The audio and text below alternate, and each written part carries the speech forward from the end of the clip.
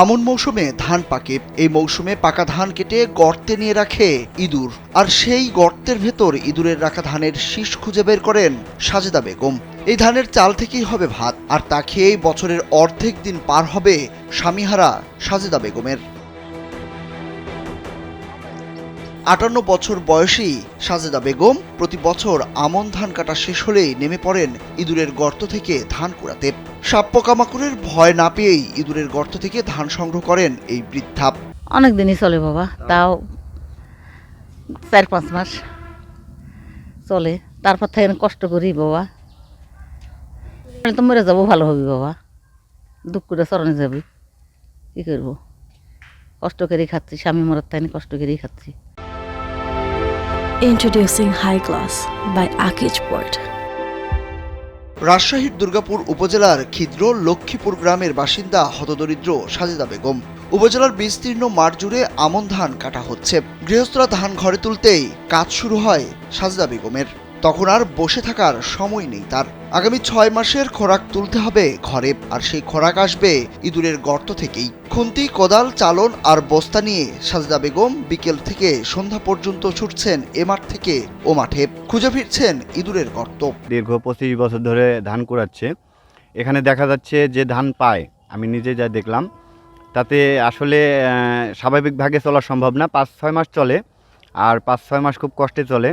এন্দুরের খন্যে হাত চালা দিলে সাপ থাকতে পারে, কামড় দিলে তো মানুষ মারা যাবে, উনি তো ওই ভয় করে না, উনি ওইভাবেই ধান তুলে বেড়ায়। আজ মোটামুটি তা ২৫-২৬ বছর থেকে এই কাজ করে খায়, আলু কুড়ায়, পেঁয়াজ কুড়ায়। হতদরিদ্র সাজেদা বেগম জানান, স্বামী নেই, একমাত্র মেয়ে মানসিক ভারসাম্যহীন। আমন ধানের মৌসুম এলে মাঠে গিয়ে ইঁদুরের গর্ত খুঁজেন। এই কুড়িয়ে পাওয়া ধানেই চলে বছরের অর্ধেক টাপ। একটা বিটি তা হুঁশ পাগলি, গুঁটি গুঁটি থাকা কোনো ইয়া নেই, কিছু নাই বাবা, আমার নাই, কেউ নাই, কেডা রোজগার করবি, এই আমি যে যতক্ষণ করি ততক্ষণ গাই খাই, না খাইলে ওর কাছে হাত বাড়াইতে যাই না বাবা। তো ওই কারো কাছে গেলে, আমার দেশে বাপের দেশে গেলে হয়তো চাল দেয়, কেউ ধান দেয়, ওইভাবে চলি।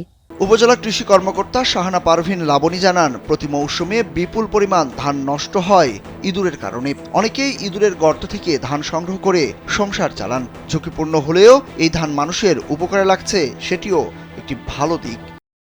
তারা ৫ থেকে 10 ভাগ পর্যন্ত ফসলের ক্ষতি করে, এবং আপনার একটা ইঁদুর একটা গর্তে প্রায় 20 কেজির মতো খাবার নিয়ে যায়। তো যার কারণে এটা ইঁদুর আমাদের কৃষির জন্য একটা বড় থ্রেট আর কি। এই গর্ত থেকে ধান সংগ্রহের কাজে যারা নিয়োজিত, তাদেরকে আমি সবসময় পরামর্শ দিই যে এই গর্তটা অনেক সময় রিস্কি হয়ে যায়, কারণ গর্তের মধ্যে আপনার ইঁদুর ছাড়াও অনেক সময় সাপ থাকতে পারে। তো এতে তাদের জীবনের ঝুঁকি চলে আসে, সেই জন্য এটা আমরা খুবই নিরুৎসাহিত করি কৃষকদেরকে। সাজেদার মতো অনেক অসহায় হতদরিদ্র মানুষ আছেন যারা এভাবে কষ্ট করে দিন পার করছেন। তাই তাদের সরকারি প্রণোদনার আওতায় আনা গেলে খেয়ে পড়ে বাঁচতেন বলে মত স্থানীয়দের। সুরজ আহমেদ, কালবেলা।